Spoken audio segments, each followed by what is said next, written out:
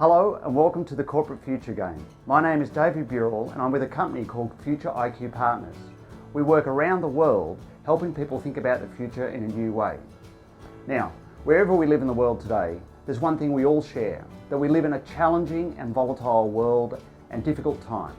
Whether it be currency fluctuations, global financial meltdowns, debt issues across the world, trade issues, etc. Add to that climate change, population growth on the planet. We're in a period of history where there's a lot of dynamic change. And that leaves a lot of leaders with a challenging question, which is what do we do? What's our path forward into the future? Now, we developed the Future Game as a tool to help leaders, citizens and organisations think about the future in a new way. To think about what are the kind of decisions they could make now and what kind of future will that create. We have developed a series of Future Games that we've been using around the world for some 7 years, and we have refined and developed that process so it's now a very potent simulation learning tool. The version you're going to play today has been adapted for the corporate market.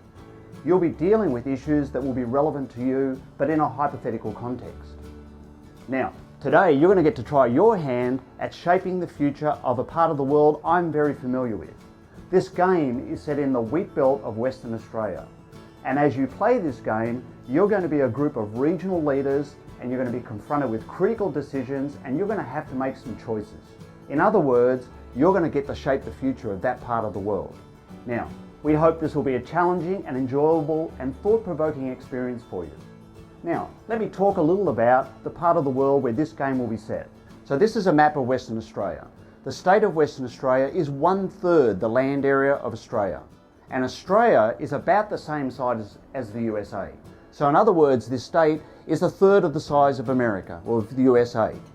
Now, the big difference is that the population in Western Australia is very small. There are only just over 2 million people live there, and the vast majority of them are located in or around the capital city, Perth. So much of the state is either unoccupied or is very sparsely populated. Now, the area you'll be working with is in what we call the wheat belt of Western Australia. And the wheat belt is a vast agricultural landscape, large farms, 5 to 20,000 acres, growing wheat predominantly. Small towns scattered through that landscape. It's a rural landscape. I tell people that often driving through the wheat belt of Western Australia is like driving through North Dakota if you took all the big towns out of North Dakota. Now, you'll be working today with a hypothetical part of this region. And as you play this game, you'll be making decisions that shape that hypothetical portion of the wheat belt set in Western Australia. Now let's zoom in and look at the specific part of the wheat belt you'll be dealing with, and let's start to look at some of the game materials that you'll be using. Now let's have a close look at the map that represents the portion of the wheat belt you'll be dealing with. First of all, the scale. The scale of the area you're responsible for is about 60 miles wide and about 40 miles deep. You'll notice there's a number of features on this map. First of all, there's 3 towns. You'll see that there's a town called Sidingville with a population of 400 people, there's a town called Bennington with a population of 750 people, and a town called Regunellan with 3,100. Each of these towns is set in what we call a shire, which is like a county. It's the local government unit. And there's 1 town per shire, and that's typical for this part of the wheat belt. You'll also notice that there are a lot of the usual type of map features, and there's a legend that can help you interpret the information you're looking at. There's issues or there's legends for urban land use, the different types of agricultural land use, the various types of maps and labels and lines you'll typically see. And then there's also a section that talks about symbols. And these represent the various services and facilities that are available in each of the towns. There's also a section in the legend that talks about icons. And these represent interesting things for you to note. Different types of businesses, different types of facilities that may be across this map. Now let's talk about some of the issues you need to understand in order to be able to play this game. As a group of decision makers, you're going to be in charge of the future of this region. So here's a couple of things as background issues for you to understand. First of all, let's talk about the economy. So farming is doing very well. Farms in the Western Australian wheat belt are very profitable businesses, and in fact, some of the larger farms have the best return on invested capital of businesses in Australia. But that's not necessarily the story across the region. You can see we have some small towns and small shire populations. Now, the problem that leads to is it's almost impossible to tax the residents of those local government units in order to raise sufficient funds to provide the services that you're obliged to. And so some of our small shires are technically bankrupt. For example, Westingup Shire has only 400, maybe 500 people living in that shire. Now, our state governments can and do force consolidation or amalgamation of shires. That may make good sense from an economic bottom line point of view. However, residents in the Wheatbelt love their shire and they resist the notion of giving up that identity. For example, the license plates on their cars will start with the letter of the shire that they come from. So that'll be one of the social issues you'll confront in this game, this balance between being able to build vibrant local economies and being able to organise the community and the regional fabric in the right way. Now, another issue you need to understand is about the environment. When we cleared this Wheatbelt back in the 1920s, it was covered in a low, thick scrub, and they were deep-rooted perennial plants. Their roots went down 60, 80 feet, and that was all cleared off and has been growing productive wheat crops ever since. However, what we've recently discovered is that the groundwater, which used to be a long way down, is hypersaline, in some cases saltier than the sea. And that groundwater has been rising since that landscape was cleared. And what we're now starting to confront is where that hypersaline water is reaching the surface in the valley floors. And in fact, if you look to the map, you'll see areas along the creek lines where it talks about primary salinity.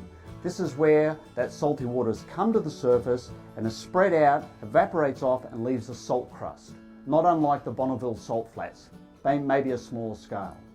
Now, left unchecked, the hydrological modelling suggests we could lose up to 30% of this productive agricultural land to salinity if it's not dealt with. Now, how do we deal with it? Well, there are some solutions. Replanting some perennials helps.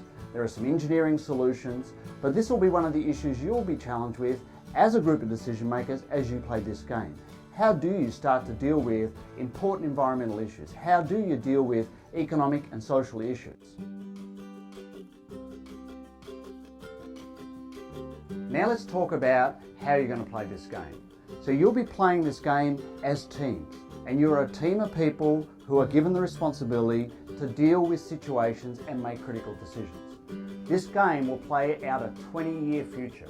So you've got your starting map, and there are 5 critical points through this game. So there's the starting map, and I'll talk about a few things about that in a moment. Then you'll have another critical decision 1 year in the future, then 5 years in the future, then 10 years in the future, and then the game will end 20 years in the future, and you'll get to see the kind of reality you created for this region as you played the game. This is your decision sheet. You'll be getting one of these at each point in the game. There are a number of things to notice on the decision sheet. On the right hand side you'll see a section that says recent news. This will tell you about global events, national events and regional events that are occurring that you may want to factor into your decision making at each step as you go through this game. Then there's a series of critical areas to fill out. There's an area here for your group number, and so your recorder will put in the assigned group number in this box here. Below that you'll notice that there's a critical decision that you're faced with, and it'll explain what that decision is, and you'll be given 2 choices, an A and a B choice. Your job as a team is to debate and discuss this and ultimately make your choice. There's a section there to fill in what your choice is, and then the number of people who were for and against that vote if it wasn't unanimous. And then below that, there's a section here where after you make your decision, you can reconcile your decision against this matrix.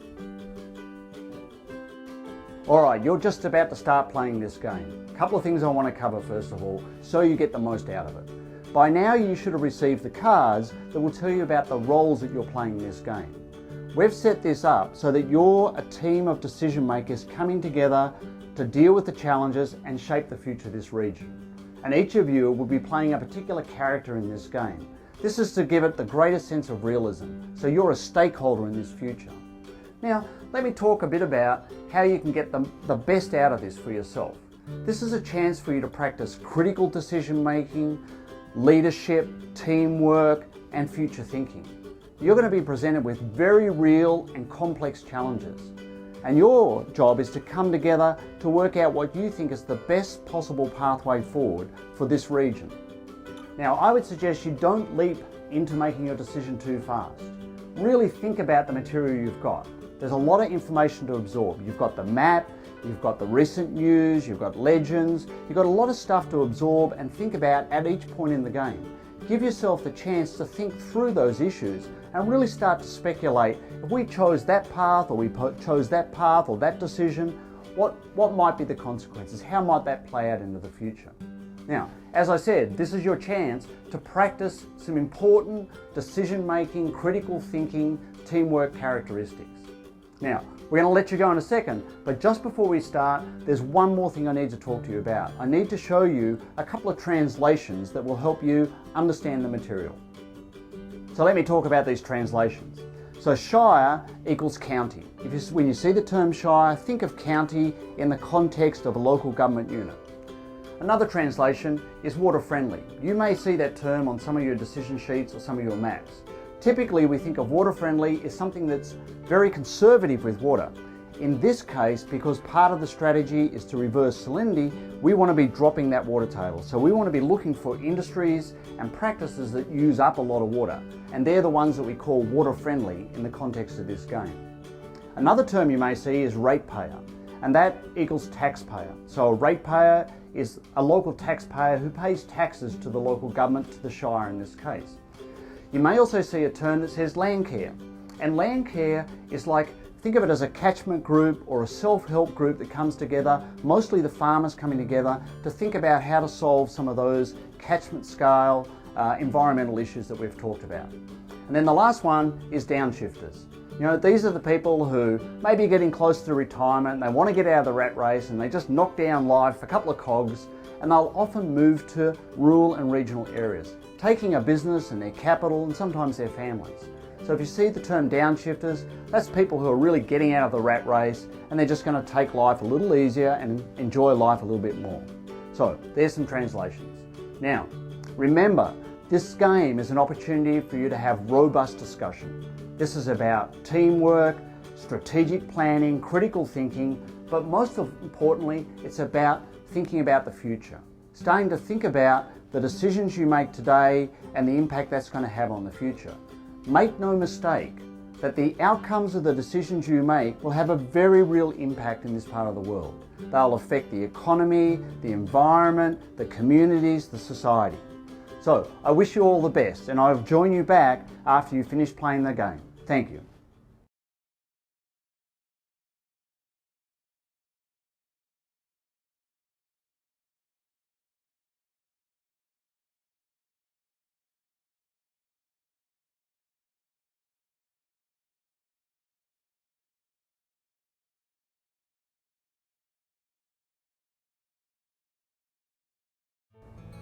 So welcome back. I trust you found that both an enjoyable and a challenging experience. Now, while you were playing a game that was set in the West Australian wheat belt, I'm sure you found that there are parallels to your very real world situation. You know, often in life we're confronted by critical decisions. You know, things that confront us, situations we have to respond to, and that challenge of how do we make a decision, and in fact, what decision will we make here? So, I now want to talk a little about the Future Game and where it came from. The Future Game is a derivative product from some of the scenario planning work we do around the world. We often are in situations where we're trying to help organisations and regions think about their future in a long-term sense and start to try and make sense of this changing and volatile world. So we faced the same situation in Western Australia, and about 10 years ago we were facing an uncertain future. How we addressed that was through scenario planning, and I want to describe to you that process briefly. So first of all, we gathered a group of stakeholders from across the region. We had about 100 people came together who represented all sorts of backgrounds, walks of life and experience. And it was a strategic planning exercise essentially. Now, the first question we asked people was, what are the key drivers or forces shaping the future of this region? And they came up with this list.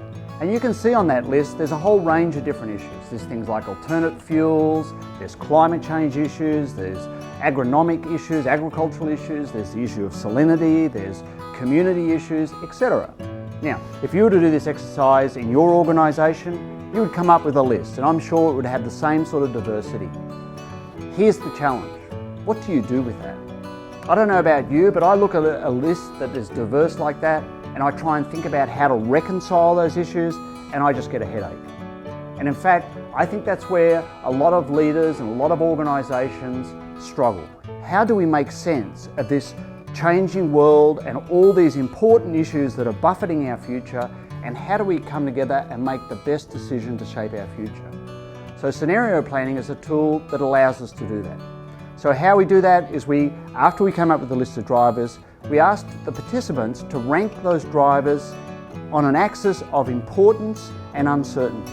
So in other words, how important did they see that particular driver for the future, and how much uncertainty was associated with it. That produces this type of scatter diagram. And ultimately what we're looking for is clusters of drivers that are both important, but there's also a relatively high degree of uncertainty, because they're what we call the future splitters, or the clusters of drivers that will most shape our future. Now, scenario planning takes the presumption that if you stand here today and you look at the future, and if you did that with your own organisation, if you look to the future, there's really no single future in front of us. In fact, the future could turn out a number of different ways, and scenario planning tries to tease that out. How we do that is we take those clusters of drivers and put them on these axes. And you can see here that the clusters that were important were about environmental change and about the development of new industries and markets or not. And at each end of those axes, we have if that particular major theme, if that increased or decreased over time. What that creates is essentially 4 different plausible futures. It creates the scenario space in which that future would evolve. Now, in the process we used in Western Australia and the process we use around the world, we then have people really dig into that future, really think hard about how would the future turn out under those conditions that are defined by those scenarios. And as those conditions play out, people think about the future, what would be the implications to the environment, to the economy, to society, etc. You could think about how that might even play out in an organisational setting. Now let's look at the connection between the planning work I just talked about and the future game that you just played. So here we've overlaid the endpoints of the game on that scenario matrix. And I'm going to briefly talk through about each of the possible endpoints, and you can look at where you ended up relative to those different futures that are defined in this scenario planning. So if after 20 years you ended up in what is called version 1 of the future, then you ended up in what's called grain and drain. And that's a future where basically people deal with salinity by just draining away that saline water, digging ditches and getting the problem down the river system to somebody else, and it's still a large and productive wheat belting landscape. If you ended up in what is called version 2, you ended up in saline growth. That's where the economy and the industry has learnt to adjust to a changing environmental conditions. So in other words, the industries have become more adapted to a saline landscape, and new industries that are better suited would now be in that part of the world. If you ended up in what we call version 3, that's a mixed future between saline growth and land care bounty, which I'll talk more about in a moment. If you ended up in version 4, then you ended up in land care bounty. This is where the efforts over time have improved the environment and the landscape, but it's still basically a broadacre agriculture, wheat producing region. But people would be optimistic because people love to feel as though they're making the environment and the landscape better. If you ended up in version 5, then you ended up in what we call harmony with prosperity. This is where both the environmental conditions improve, but also there's been diversification at an industry and an economic level, which has led to greater levels of prosperity in that region. Now, they represent 5 different endpoints in the game overlaid on that scenario matrix. You can now see the kind of future you created in that part of the world. I now want to show you the 5 different maps so you can see visually the difference and the impact of those different futures on the part of the world that you were working with in the future game. So let's start with the map that you originally began the game with, just to refresh our memories. So remember, there's 3 shires, you can see those there, there's 3 towns, they've got all the information about the population and the salinity. I now want to run through each map so you can see the changes. So let's now start with version 1. Let's look at the difference here. First of all, notice there's a dramatic expansion of salinity. In this future, salinity has now spread to its fullest extent across the landscape. You'll also notice there are still 3 shires, but you'll also notice one of the towns has disappeared. In fact, Sidingville has left. Now, by the way, this has happened in the wheat belt where towns have just shut down because the last people have left. So this future is not a very good environmental outcome. We think economically it would be okay, and certainly at a social level there's been some real consequences. Now let's look at version 2. In this future you can see that Salindi is also expanded. We still have 3 shires, but in this case we have 3 towns. But you'll also see that there are some new industries that are better adapted to this landscape. You'll see that there's things like saline tourism, there's some value-adding industries, and this is the world where people have learned to adapt and become agile and change their industries and practices to better suit a different environmental set of conditions. Now let's look at version 3. This is a pretty balanced outcome. You can see there's been a lot of perennial planting, so Salindi has actually been held in check. We still have 3 towns, but we now have 1 shire.